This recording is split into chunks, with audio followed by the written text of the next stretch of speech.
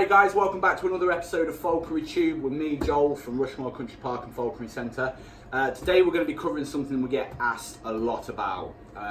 Basic healthcare of your bird of prey, i.e.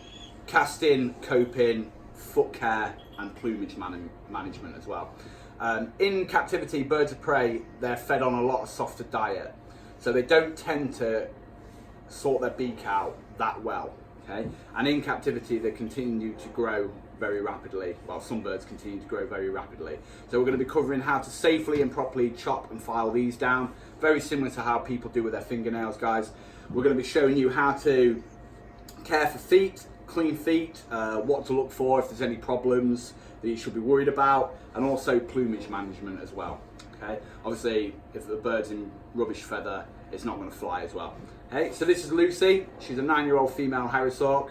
She was my first ever bird, and she is my main pest control bird as well. So she gets flown and hunted pretty much all year round. And because she's hunted so much, when she's smashing after pigeons and gulls and stuff, she can break feathers as well. So we're going to show you how to sort that out as well. So this is just the way we do it, guys. There's some great equipment out there, and what you're going to need for this is a casting jacket or some form of casting method. I'll show you how I do mine. You're going to need files, spare feathers, tail mounts, bells, any equipment you want to add to your bird, and glue also. So hope you all enjoy this, guys. Like I say, this is my way of doing it. It's the way that works for me. If anybody does it any differently, there's no right or wrong way, as long as the results are the same and you're careful when you're doing it.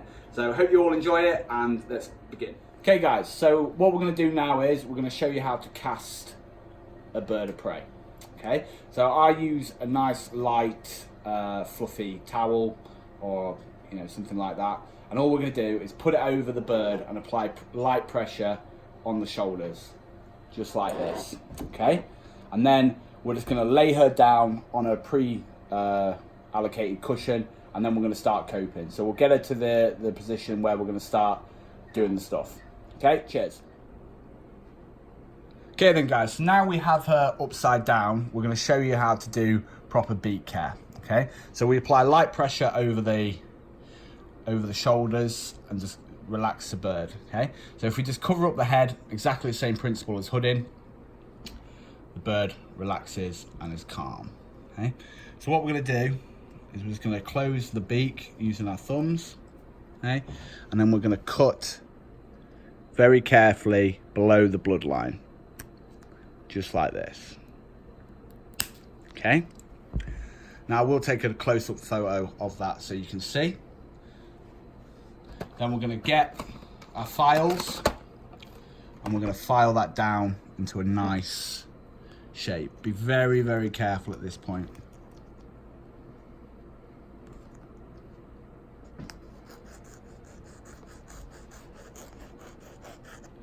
Okay.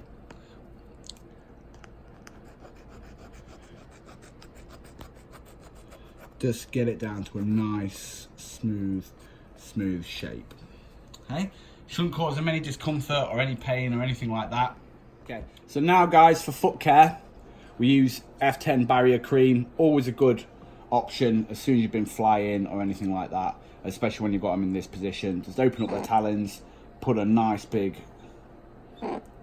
glob on, and that just kills any bacteria or anything, cleans any cuts. Obviously make sure that they haven't got any cuts or anything. A little bit, and then you can change all of their equipment, have a good look at their feet, make sure they're nice, healthy and in condition. Okay, and that's pretty much it. If you do see any infections, bumblefoot, cuts, anything like that, of course take them to a vet straight away. And if they're also, it's a good idea just to put a little bit on their cere as well, just to make sure everything's okay up there. Okay, so we'll go on to equipment management now. Hi guys, okay, so for this part of the video we're going to go over mounting equipment to feathers and also imping. Imping is a great process to keep your bird's plumage in 100% tip-top condition. So always try and keep decent tail feathers back from your hawks during the molt, because you can basically just trim them down and stick them back in if they break one hunting or flying or anything like that. Okay, so here on the table, I've put Lucy away now. I thought it'd be easier just for the camera to do this without actually doing it on the bird, but the principle is the same thing. Okay, so here we've got the tail feather. We'll show you how to do the equipment first. I always put my telemetry and bells on the tail. I find, especially with my Harrisaw, with Lucy, if I put ankle mounts on her, she tends to eat them and picks at them. So I just put tail mounts on. So all we're going to do to put this on is you'll need the tail mount, nice little brass tail mount. You can get these from most falconry suppliers. Super glue and some pliers, clamps, or the proper tail mount clamps. Okay? So all we're going to do is you put a drop of super glue in the channel, place it over the bird. Now you can either do this when they're casted, or if you know they're well behaved, then they'll just allow you to do it. And then all you do is clamp it just like that. Okay? And then the glue will hold it in a nice strong position. Okay guys, now that that's clamped on and with the super glue, I put this on the wrong way around, but never mind. The telemetry, this is the Marshall GPS, just fits nice and securely in there.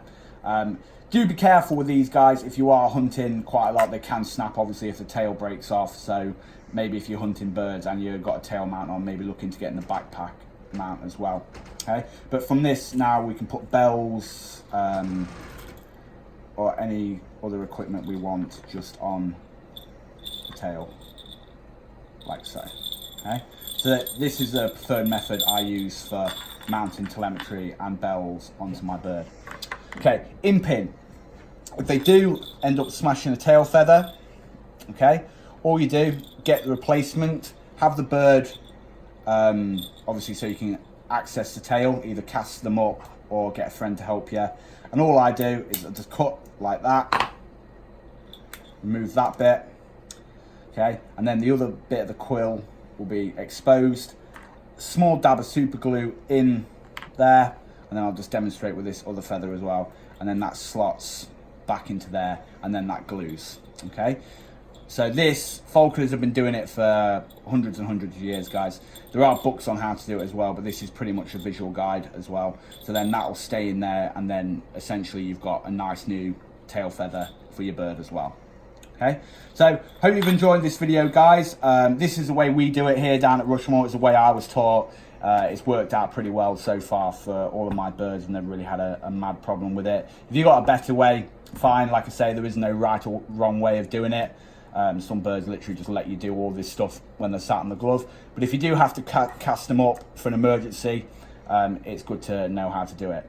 Thanks for watching, guys, and stay tuned. Like I say, leave comments on that below.